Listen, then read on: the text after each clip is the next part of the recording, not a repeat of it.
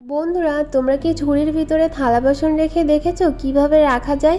আর এর সাথে কিন্তু তোমাদের জন্য আরও প্রয়োজনীয় নানা জানা অজানা কিচেন টিপস অ্যান্ড ট্রিক্স থাকছে। আশা করব টিপসগুলো তোমাদের প্রত্যেকটা গৃহিণীর জন্য কিন্তু খুবই মূল্যবান আর খুবই কিন্তু গুরুত্বপূর্ণ।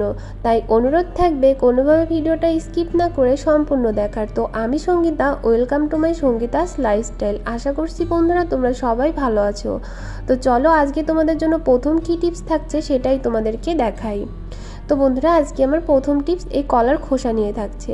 দেখো, আমরা কিন্তু কলা খেয়ে অধিকাংশ সময় কিন্তু কলার খোসাটা ফেলে দিয়ে থাকি। তো কলার খোসাটা ফেলে না দিয়েও কিন্তু আমরা অনেক কাজ করে নিতে পারি। সেটা হচ্ছে কলার খোসা দিয়ে কিন্তু আমরা ক্লিনিংয়ের কাজ করতে পারি আমাদের কিচেনে। আমরা কিন্তু ত্বক চর্চাতে কিন্তু কলাটা কিন্তু ব্যবহার করে থাকি, পাকা কলা। আর এই পাকা কলার খোসা দিয়ে কিন্তু আমরা আমাদের ক্লিনিংটাও কিন্তু খুব ভালো করে নিতে পারি। তো দেখো, আমাদের এই যে গ্যাস ওভেনটা থাকে, আমরা কিন্তু রোজ তো রান্না করি। তো রান্না করার পরে কিন্তু যখন তেল চিটচিটে ভাব হয়ে থাকে তখন কিন্তু আমরা কাপড় চোপড় দিয়ে বা কোনো লিকুইড দিয়ে কিন্তু আমরা খুব ভালো করে কিন্তু ক্লিনিং করে থাকি।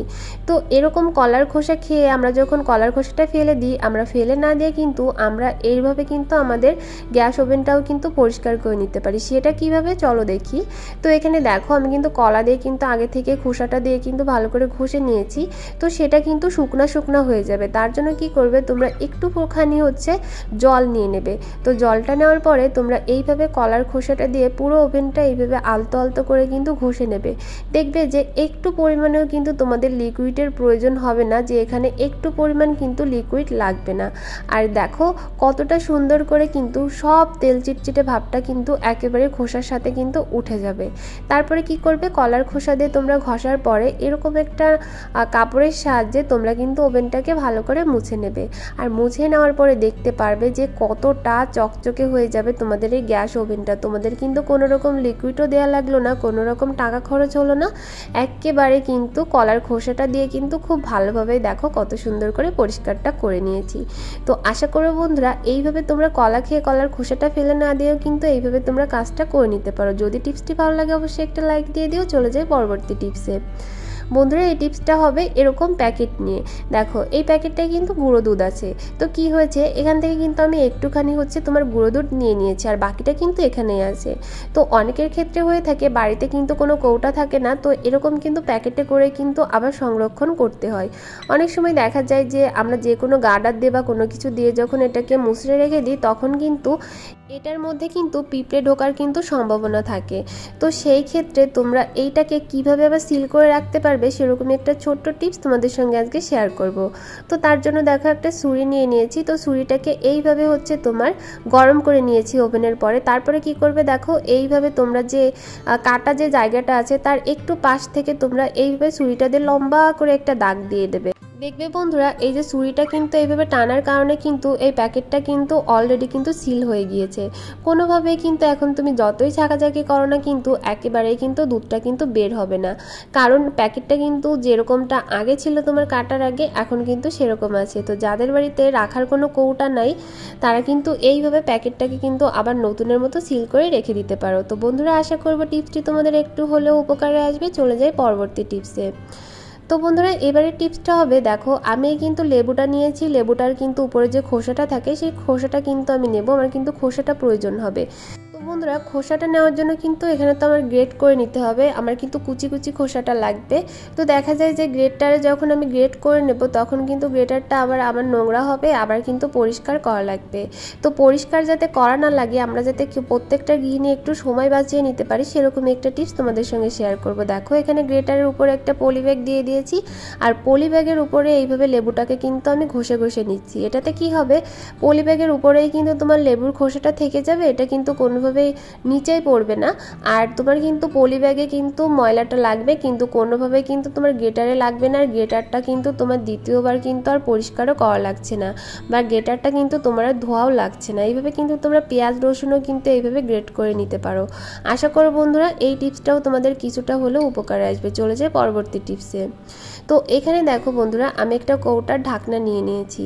তো আমরা কি করি, বাজার থেকে যখন কোনো কৌটা রসমালাই ধরো বা কোনো মিষ্টি জাতীয় জাতীয় কিছু বাজার থেকে যখন কিনে আনি তখন দেখা যায় এরকম কিন্তু কন্টেনারে করে কিন্তু দেয়, এরকম প্লাস্টিকের কৌটায় করে কিন্তু দিয়ে থাকে। তো অনেক সময় দেখা যায় আমরা কিন্তু এগুলো কাজে না লাগিয়ে কিন্তু ফেলে দিয়ে থাকি বা ভাবি যে কি কাজ করব এটা দিয়ে বা কি করা যায় এরকমটা কিন্তু চিন্তা করে থাকি। তো আজকে তোমাদেরকে এই যে কৌটার ঢাকনা দিয়ে আমি একটা টিপস তোমাদের সঙ্গে আজকে শেয়ার করব।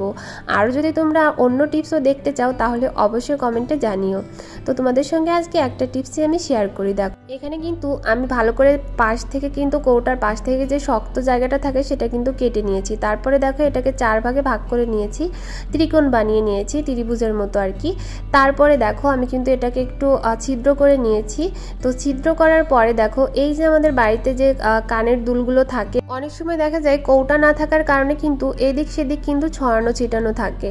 তো সেই ক্ষেত্রে কিন্তু এরকম করে কিন্তু আমরা এই যে ঢাকনার মুখগুলো আছে সেই মুখগুলো কিন্তু সুন্দর করে সাইজ মতো কেটে আরও কিন্তু সুন্দর ডিজাইন করে কিন্তু কেটে আমরা কিন্তু এরকম করে জিনিসগুলো কিন্তু রাখতে পারি, জুয়েলারিগুলো কিন্তু আমরা সুন্দর করে গুছিয়ে কিন্তু রেখে দিতে পারি। তো আশা করব বন্ধুরা এই টিপসটাও কিন্তু তোমাদের প্রত্যেকটা গৃহিণী কিন্তু একটু হলেও উপকারে আসবে। যদি টিপসটি ভালো লেগে থাকে একটা লাইক দিতে একদমই ভুলো না। চলে যাব পরবর্তী টিপসে। তো বন্ধুরা আমরা যখন এরকম থালা বাসন ধুই রোজ রোজ তখন আমরা কি করি, দেখো থালা বাসনগুলো কিন্তু এরকম কাউন্টারের উপর কিন্তু রেখে দিই। অনেক সময় দেখা যায় যে দেখো এরকম রাখার পরে এটা সেটা কিন্তু সরে যায়, আর নিচেও কিন্তু জলটাও পড়ে, সেটাও কিন্তু আমাদের দ্বিতীয়বার আবার কষ্ট করে মোছা লাগে। আর থালা বাসনগুলো কিন্তু একেবারে খুব ভালো করে কিন্তু রাখা যায় না। আমি তোমাদেরকে দেখাবো আজকে একটা প্লাস্টিকের ঝুড়ির সাহায্যে তোমরা অনেক বাসন কিভাবে তোমরা রেখে দেবে বা কিভাবে তোমরা একটা ঝুড়ির সাহায্যে বাসনগুলোকে খুব ভালোভাবে কিন্তু বাসনগুলো ধোয়ার পরে তোমরা কিভাবে জলটা ঝরিয়ে নেবে।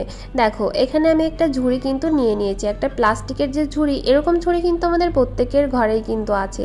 তো এরকম একটা প্লাস্টিকের ঝুড়ি নিয়ে নিয়েছি আর সাথে নিয়ে নিচ্ছি দেখো কিছু প্লাস্টিকের দড়ি। তোমরা চাইলে যে কোনো দড়ি কিন্তু তোমরা এখানে ইউজ করতে পারো। তো আমি এখানে প্লাস্টিকের দড়িটাই নিয়ে নিচ্ছি।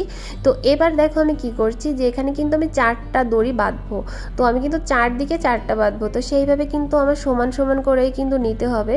তো এখানে যেহেতু একটা নিয়েছি তো সমান করে কিন্তু এই সাইডটাও কিন্তু আমি নিয়ে নিচ্ছি। তো কোনোভাবে কিন্তু আমি দড়িটাকে আগে থেকে কাটবো না, কারণ এই দিক থেকে ঢুকিয়ে আবার আর এক দিক থেকে কিন্তু আমি ঢুকিয়ে দেবো, তাই কোনোভাবে কিন্তু আমি ঝুড়িটাকে কাটার প্রয়োজন মনে করছি না। তারপর দেখো ওই দিক থেকে আবার টেনে এই দিকে কিন্তু মাপ করে আমি এই বরাবর কিন্তু আবার ভালো করে বেঁধে নিয়েছি। তো তোমরা যদি আমার হাতের দিকটা একটু লক্ষ্য করো তাহলে কিন্তু বুঝতে পারবে যে আমি জিনিসটা কিভাবে তৈরি করে নিচ্ছি।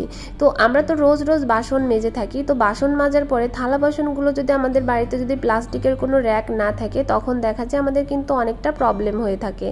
দেখা যায় থালা বাসনগুলো সবসময় আমরা ধুয়ে তারপরে কোথায় রাখবো কিভাবে রাখবো এরকমটা কিন্তু বুঝে পাই না। তো সেই ক্ষেত্রে যদি প্লাস্টিকের কোনো ঝুড়ি তোমাদের বাড়িতে এরকম করে থেকে থাকে তাহলে কিন্তু তোমরা এইভাবে কাজে লাগিয়ে নিতে পারো। এই দেখো আমার কিন্তু রেডি হয়ে গিয়েছে একেবারে, আমি 4 দিকে 4টা দড়ি দিয়ে কিন্তু ভালো করে ঝুলিয়ে দিয়েছি।